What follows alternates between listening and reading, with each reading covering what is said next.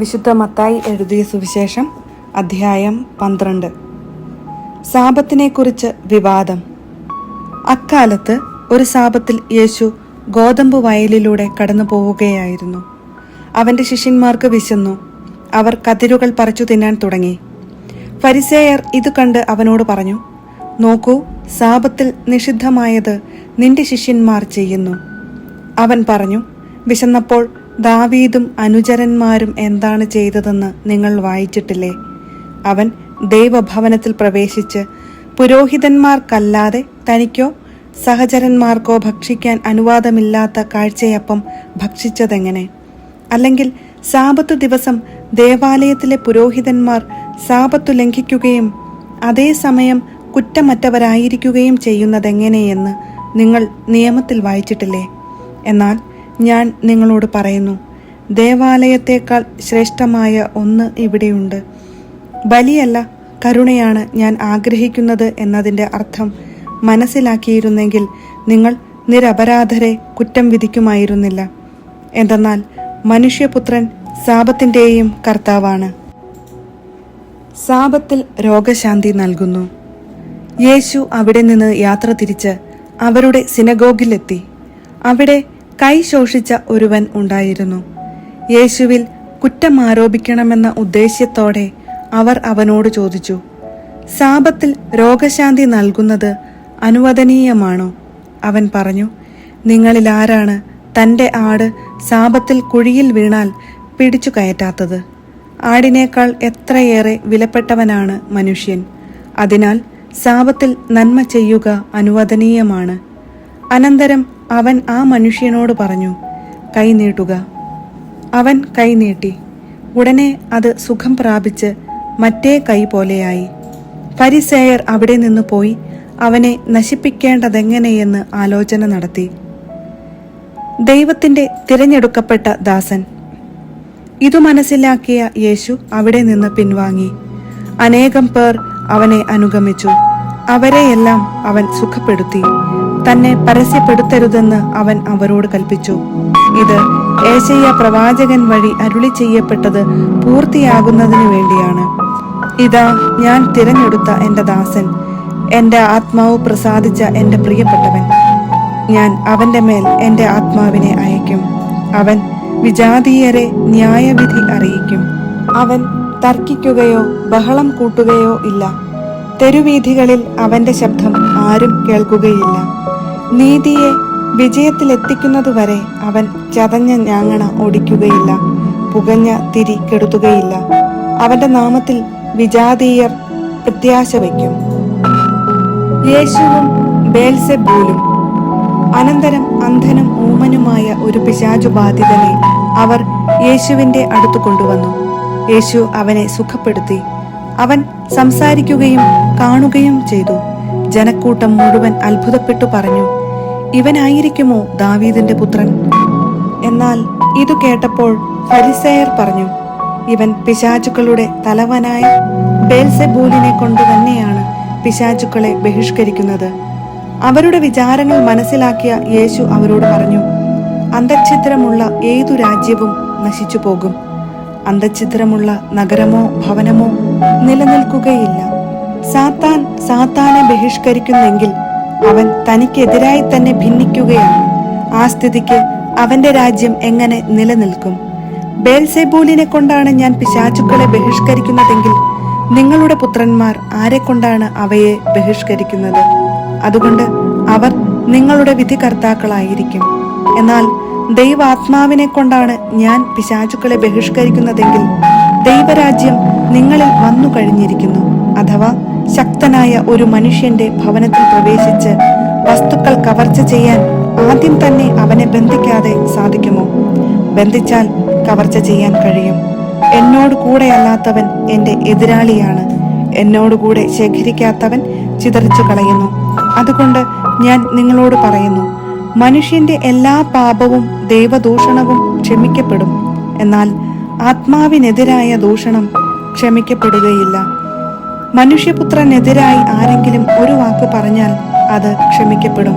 എന്നാൽ പരിശുദ്ധാത്മാവിനെതിരായി ആരെങ്കിലും സംസാരിച്ചാൽ ഈ യുഗത്തിലോ വരാനിരിക്കുന്ന യുഗത്തിലോ ക്ഷമിക്കപ്പെടുകയില്ല. ഒന്നുകിൽ വൃക്ഷം നല്ലത്, ഫലവും നല്ലത്, അല്ലെങ്കിൽ വൃക്ഷം ചീത്ത, ഫലവും ചീത്ത. എന്തെന്നാൽ ഫലത്തിൽ നിന്നാണ് വൃക്ഷത്തെ മനസ്സിലാക്കുന്നത്. അണലി സന്തതികളെ, ദുഷ്ടരായിരിക്കെ നല്ല കാര്യങ്ങൾ പറയാൻ നിങ്ങൾക്ക് എങ്ങനെ കഴിയും? ഹൃദയത്തിന്റെ നിറവിൽ നിന്നാണല്ലോ അധരം സംസാരിക്കുന്നത്. നല്ല മനുഷ്യൻ നന്മയുടെ ഭണ്ഡാരത്തിൽ നിന്ന് നന്മ പുറപ്പെടുവിക്കുന്നു. ദുഷ്ടനാകട്ടെ തിന്മയുടെ ഭണ്ഡാരത്തിൽ നിന്ന് തിന്മ പുറപ്പെടുവിക്കുന്നു. ഞാൻ നിങ്ങളോട് പറയുന്നു, മനുഷ്യർ പറയുന്ന ഓരോ വ്യർത്ഥ വാക്കിനും വിധി ദിവസത്തിൽ കണക്ക് കൊടുക്കേണ്ടി വരും. നിന്റെ വാക്കുകളാൽ നീ നീതീകരിക്കപ്പെടും, നിന്റെ വാക്കുകളാൽ നീ കുറ്റം വിധിക്കപ്പെടുകയും ചെയ്യും. യോന പ്രവാചകന്റെ അടയാളം. അപ്പോൾ നിയമജ്ഞരിലും ഫരിസേയരിലും പെട്ട ചിലർ അവനോട് പറഞ്ഞു, ഗുരു, നിന്നിൽ നിന്ന് ഒരടയാളം കാണാൻ ഞങ്ങൾ ആഗ്രഹിക്കുന്നു. അവൻ മറുപടി പറഞ്ഞു, ദുഷിച്ചതും അവിശ്വസ്തവുമായ തലമുറ അടയാളം അന്വേഷിക്കുന്നു. യോന പ്രവാചകന്റെ അടയാളമല്ലാതെ മറ്റൊരടയാളവും അതിന് നൽകപ്പെടുകയില്ല. യോന 3 രാവും 3 പകലും തിമിംഗലത്തിന്റെ ഉദരത്തിൽ കിടന്നതുപോലെ മനുഷ്യപുത്രനും 3 രാവും 3 പകലും ഭൂമിക്കുള്ളിലായിരിക്കും. നിനവേ നിവാസികൾ വിധി ദിവസം ഈ തലമുറയോടൊത്ത് എഴുന്നേറ്റ് ഇതിനെ കുറ്റം വിധിക്കും. എന്തെന്നാൽ യോനായുടെ പ്രസംഗം കേട്ട് അവർ അനുതപിച്ചു. ഇതാ, ഇവിടെ യോനായേക്കാൾ വലിയവൻ, ദക്ഷിണദേശത്തെ രാജ്ഞി, വിധി ദിവസം ഈ തലമുറയോടൊത്ത് ഉയിർപ്പിക്കപ്പെടുകയും ഇതിനെ കുറ്റം വിധിക്കുകയും ചെയ്യും. എന്തെന്നാൽ സോളമന്റെ വിജ്ഞാനം ശ്രവിക്കാൻ അവൾ ഭൂമിയുടെ അതിർത്തികളിൽ നിന്ന് വന്നെത്തി. ഇതാ, ഇവിടെ സോളമനേക്കാൾ വലിയവൻ.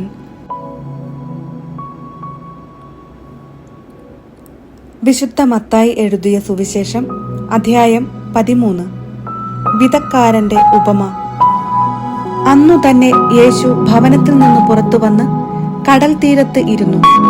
വലിയ ജനക്കൂട്ടങ്ങൾ അവന്റെ അടുത്തു വന്നു. തന്നിമിത്തം അവൻ ഒരു തോണിയിൽ കയറി ഇരുന്നു. ജനക്കൂട്ടം മുഴുവൻ തീരത്തു നിന്നു. അപ്പോൾ അവൻ വളരെ കാര്യങ്ങൾ ഉപമകൾ വഴി അവരോട് പറഞ്ഞു. വിതക്കാരൻ വിതയ്ക്കാൻ പുറപ്പെട്ടു. അവൻ വിതച്ചപ്പോൾ വിത്തുകളിൽ കുറെ വഴിയരുകിൽ വീണു. പക്ഷികൾ വന്ന് അത് തിന്നു. ചിലത് മണ്ണ് അധികമില്ലാത്ത പാറമേൽ വീണു. മണ്ണിന് ആഴമില്ലാതിരുന്നതിനാൽ അത് പെട്ടെന്ന് മുളച്ചു പൊങ്ങി. സൂര്യൻ ഉദിച്ചപ്പോൾ അത് വെയിലേറ്റ് വാടുകയും വേരില്ലാതിരുന്നതിനാൽ കരിഞ്ഞു പോവുകയും ചെയ്തു. വേറെ ചിലത് മുൾച്ചെടികൾക്കിടയിൽ വീണു. മുൾച്ചെടികൾ വളർന്ന് അതിനെ ഞെരുക്കിക്കളഞ്ഞു. മറ്റു ചിലത് നല്ല നിലത്തു വീണു. അത് 100 മേനിയും 60 മേനിയും 30 മേനിയും വിളവ് നൽകി. ചെവിയുള്ളവൻ കേൾക്കട്ടെ. ഉപമകളുടെ ഉദ്ദേശ്യം. അപ്പോൾ ശിഷ്യന്മാർ അടുത്തെത്തി അവനോട് ചോദിച്ചു, നീ അവരോട് ഉപമകൾ വഴി സംസാരിക്കുന്നതെന്തുകൊണ്ട്? അവൻ മറുപടി പറഞ്ഞു, സ്വർഗരാജ്യത്തിന്റെ രഹസ്യങ്ങൾ അറിയാനുള്ള വരം നിങ്ങൾക്കാണ് ലഭിച്ചിരിക്കുന്നത്. അവർക്ക് അത് ലഭിച്ചിട്ടില്ല. ഉള്ളവന് നൽകപ്പെടും, അവന് സമൃദ്ധി ഉണ്ടാവുകയും ചെയ്യും. ഇല്ലാത്തവനിൽ നിന്ന് ഉള്ളതുപോലും എടുക്കപ്പെടും. അതുകൊണ്ടാണ് ഞാൻ അവരോട് ഉപമകൾ വഴി സംസാരിക്കുന്നത്. കാരണം അവർ കണ്ടിട്ടും കാണുന്നില്ല, കേട്ടിട്ടും കേൾക്കുന്നില്ല, ഗ്രഹിക്കുന്നുമില്ല. യേശയ്യായുടെ പ്രവചനം അവരിൽ പൂർത്തിയായിരിക്കുന്നു. നിങ്ങൾ തീർച്ചയായും കേൾക്കും, എന്നാൽ മനസ്സിലാക്കുകയില്ല. നിങ്ങൾ തീർച്ചയായും കാണും, എന്നാൽ ഗ്രഹിക്കുകയില്ല. അവർ കണ്ണുകൊണ്ട് കണ്ട്, കാതുകൊണ്ട് കേട്ട്, ഹൃദയം കൊണ്ട് മനസ്സിലാക്കി മാനസാന്തരപ്പെടുകയും ഞാൻ അവരെ സുഖപ്പെടുത്തുകയും അസാധ്യമാകുമാറ് ഈ ജനതയുടെ ഹൃദയം കഠിനമായി തീർന്നിരിക്കുന്നു. ചെവിയുടെ കേൾവി മന്ദീഭവിച്ചിരിക്കുന്നു. കണ്ണ് അവർ അടച്ചു കളഞ്ഞിരിക്കുന്നു. നിങ്ങളുടെ കണ്ണുകൾ ഭാഗ്യമുള്ളവ, എന്തെന്നാൽ അവ കാണുന്നു. നിങ്ങളുടെ കാതുകൾ ഭാഗ്യമുള്ളവ, എന്തെന്നാൽ അവ കേൾക്കുന്നു. സത്യമായി ഞാൻ നിങ്ങളോട് പറയുന്നു, അനേകം പ്രവാചകന്മാരും നീതിമാന്മാരും നിങ്ങൾ കാണുന്നവ കാണാൻ ആഗ്രഹിച്ചു, എങ്കിലും കണ്ടില്ല. നിങ്ങൾ കേൾക്കുന്നവ കേൾക്കാൻ ആഗ്രഹിച്ചു, എങ്കിലും കേട്ടില്ല. വിതക്കാരന്റെ ഉപമ വിശദീകരിക്കുന്നു. അതിനാൽ വിതക്കാരന്റെ ഉപമ നിങ്ങൾ കേട്ടുകൊള്ളുവിൻ. രാജ്യത്തിന്റെ വചനം കേട്ടിട്ട് മനസ്സിലാകാതിരിക്കുന്നവനിൽ നിന്ന് അവന്റെ ഹൃദയത്തിൽ വിതയ്ക്കപ്പെട്ടത് ദുഷ്ടൻ വന്ന് അപഹരിക്കുന്നു. ഇതാണ് വഴിയരികിൽ വീണ വിത്ത്.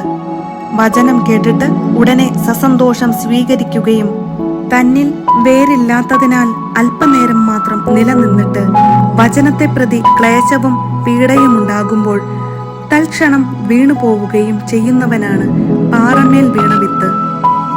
ഒരുവൻ വചനം ശ്രവിക്കുന്നു, എന്നാൽ ലൗകിക വ്യഗ്രതയും ധനത്തിന്റെ ആകർഷണവും വചനത്തെ ഞെരുക്കുകയും അത് ഫലശൂന്യമാവുകയും ചെയ്യുന്നു. ഇവനാണ് മുള്ളുകളുടെ ഇടയിൽ വീണ വിത്ത്. വചനം കേട്ട് ഗ്രഹിക്കുന്നവനാണ് നല്ല നിലത്തു വീണ വിത്ത്. അവൻ 100 മേനിയും 60 മേനിയും 30 മേനിയും ഫലം പുറപ്പെടുവിക്കുന്നു. കളകളുടെ ഉപമ. മറ്റൊരുപമ അവൻ അവരോട് പറഞ്ഞു. ഒരുവൻ വയലിൽ നല്ല വിത്ത് വിതയ്ക്കുന്നതിനോട് സ്വർഗരാജ്യത്തെ ഉപമിക്കാം. ആളുകൾ ഉറക്കമായപ്പോൾ അവന്റെ ശത്രു വന്ന് ഗോതമ്പിനിടയിൽ കള വിതച്ചിട്ട് കടന്നു കളഞ്ഞു. ചെടികൾ വളർന്ന് കതിരായപ്പോൾ കളകളും പ്രത്യക്ഷപ്പെട്ടു. വേലക്കാർ ചെന്ന് വീട്ടുടമസ്ഥനോട് ചോദിച്ചു, യജമാനനെ, നീ വയലിൽ നല്ല വിത്തല്ലേ വിതച്ചത്? പിന്നെ കളകൾ ഉണ്ടായത് എവിടെ നിന്ന്? അവൻ പറഞ്ഞു, ശത്രുവാണ് ഇത് ചെയ്തത്. വേലക്കാർ ചോദിച്ചു, ഞങ്ങൾ പോയി കളകൾ പറിച്ചു കൂട്ടട്ടെ? അവൻ പറഞ്ഞു, വേണ്ട. കളകൾ പറിച്ചെടുക്കുമ്പോൾ അവയോടൊപ്പം ഗോതമ്പ് ചെടികളും നിങ്ങൾ പിഴുതു കളഞ്ഞെന്നു വരും. കൊയ്ത്തുവരെ അവ രണ്ടും ഒരുമിച്ച് വളരട്ടെ. കൊയ്ത്തുകാലത്ത് ഞാൻ കൊയ്ത്തുകാരോട് പറയും, ആദ്യമേ കളകൾ ശേഖരിച്ച് തീയിൽ ചുട്ടുകളയുവാൻ അവ കെട്ടുകളാക്കി വയ്ക്കുവിൻ. ഗോതമ്പ് എൻ്റെ ധാന്യപ്പുരയിൽ സംഭരിക്കുവിൻ. കടുകുമണിയുടെയും പുളിമാവിൻ്റെയും ഉപമ. വേറൊരു ഉപമ അവൻ അവരോട് പറഞ്ഞു. സ്വർഗരാജ്യം ഒരുവൻ വയലിൽ പാകിയ കടുകുമണിക്ക് സദൃശ്യം.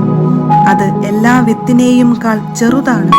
എന്നാൽ വളർന്നു കഴിയുമ്പോൾ അത് മറ്റു ചെടികളെക്കാൾ വലുതായി ആകാശ പറവകൾ വന്ന് അതിന്റെ ശിഖരങ്ങളിൽ ചേക്കേറാൻ തക്ക വിധം മരമായി തീരുന്നു. മറ്റൊരുപമ അവൻ അവരോട് അരുളി ചെയ്തു. 3 ഇടങ്ങഴി മാവിൽ അത് പുളിക്കുവോളം ഒരു സ്ത്രീ ചേർത്ത പുളിപ്പിന് സദൃശമാണ് സ്വർഗരാജ്യം. ഇതെല്ലാം യേശു ഉപമകൾ വഴിയാണ് ജനക്കൂട്ടത്തോട് അരുളി ചെയ്തത്. ഉപമകളിലൂടെ അല്ലാതെ അവൻ ഒന്നും അവരോട് പറഞ്ഞിരുന്നില്ല. ഞാൻ ഉപമകൾ വഴി സംസാരിക്കും, ലോകസ്ഥാപനം മുതൽ നിഗൂഢമായിരുന്നവ ഞാൻ പ്രസ്താവിക്കും എന്ന പ്രവാചക വചനം പൂർത്തിയാകാനായിരുന്നു ഇത്. കളകളുടെ ഉപമ വിശദീകരണം. ജനക്കൂട്ടത്തെ പറഞ്ഞയച്ചിട്ട് അവൻ വീട്ടിലേക്ക് വന്നു. ശിഷ്യന്മാർ അവന്റെ അടുത്തു വന്ന് അപേക്ഷിച്ചു, വയലിലെ കളകളെ സംബന്ധിക്കുന്ന ഉപമ ഞങ്ങൾക്ക് വിശദീകരിച്ചു തന്നാലും. അവൻ ഉത്തരം പറഞ്ഞു, നല്ല വിത്ത് വിതയ്ക്കുന്നവൻ മനുഷ്യപുത്രനാണ്. വയൽ ലോകവും. നല്ല വിത്ത് രാജ്യത്തിന്റെ പുത്രന്മാരും കളകൾ ദുഷ്ടന്റെ പുത്രന്മാരുമാണ്. അവ വിതച്ച ശത്രു പിശാചാണ്. കൊയ്ത്ത് യുഗാന്തമാണ്. കൊയ്ത്തുകാർ ദൈവദൂതന്മാരും. കളകൾ ശേഖരിച്ച് അഗ്നിക്കിരയാക്കുന്നതെങ്ങനെയോ അങ്ങനെ തന്നെ യുഗാന്തത്തിലും സംഭവിക്കും. മനുഷ്യപുത്രൻ തന്റെ ദൂതന്മാരെ അയക്കുകയും അവർ അവന്റെ രാജ്യത്തുനിന്ന് എല്ലാ പാപഹേതുക്കളെയും തിന്മ പ്രവർത്തിക്കുന്നവരെയും ഒരുമിച്ച് കൂട്ടി അഗ്നികുണ്ഡത്തിലേക്കെറിയുകയും ചെയ്യും. അവിടെ വിലാപവും പല്ലുകടിയുമായിരിക്കും. അപ്പോൾ നീതിമാന്മാർ തങ്ങളുടെ പിതാവിന്റെ രാജ്യത്തിൽ സൂര്യനെ പോലെ പ്രശോഭിക്കും. ചെവിയുള്ളവൻ കേൾക്കട്ടെ. നിധിയുടെയും രത്നത്തിന്റെയും വലയുടെയും ഉപമകൾ.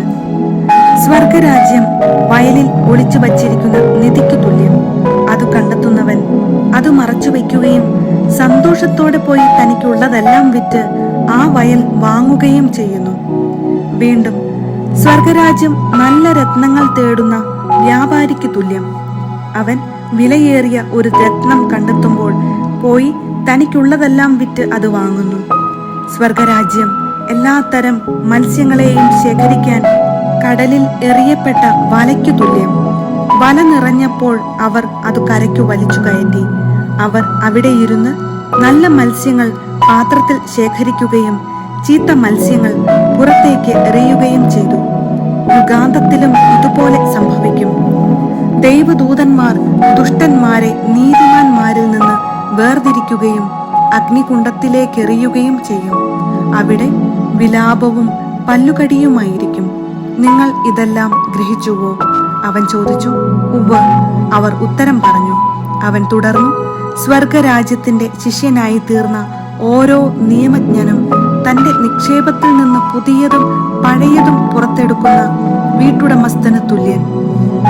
സ്വന്തം നാട്ടിൽ അവഗണിക്കപ്പെടുന്നു. യേശു ഈ ഉപമകൾ അവസാനിപ്പിച്ച ശേഷം അവിടെ നിന്ന് പുറപ്പെട്ട് സ്വദേശത്ത് വന്ന് അവരുടെ സിനഗോഗിൽ പഠിപ്പിച്ചു. അവർ വിസ്മയഭരിതരായി ചോദിച്ചു, ഇവന് ഈ ജ്ഞാനവും ശക്തിയും എവിടെ നിന്ന്? ഇവൻ ആ തച്ചന്റെ മകനല്ലേ? മറിയമല്ലേ ഇവന്റെ അമ്മ? യാക്കോബ്, ജോസഫ്, ശിമയോൻ, യൂദാസ് എന്നിവരല്ലേ ഇവന്റെ സഹോദരന്മാർ? ഇവന്റെ സഹോദരിമാരെല്ലാം നമ്മുടെ കൂട്ടത്തിലുണ്ടല്ലോ. പിന്നെ ഇവന് ഇതെല്ലാം എവിടെ നിന്ന്? അവർക്ക് അവനിൽ ഇടർച്ചയുണ്ടായി. യേശു അവരോട് പറഞ്ഞു, പ്രവാചകൻ സ്വദേശത്തും സ്വഭവനത്തിലുമല്ലാതെ മറ്റെങ്ങും അവമതിക്കപ്പെടുന്നില്ല. അവരുടെ അവിശ്വാസം നിമിത്തം അവൻ അവിടെ അധികം അത്ഭുതങ്ങൾ പ്രവർത്തിച്ചില്ല.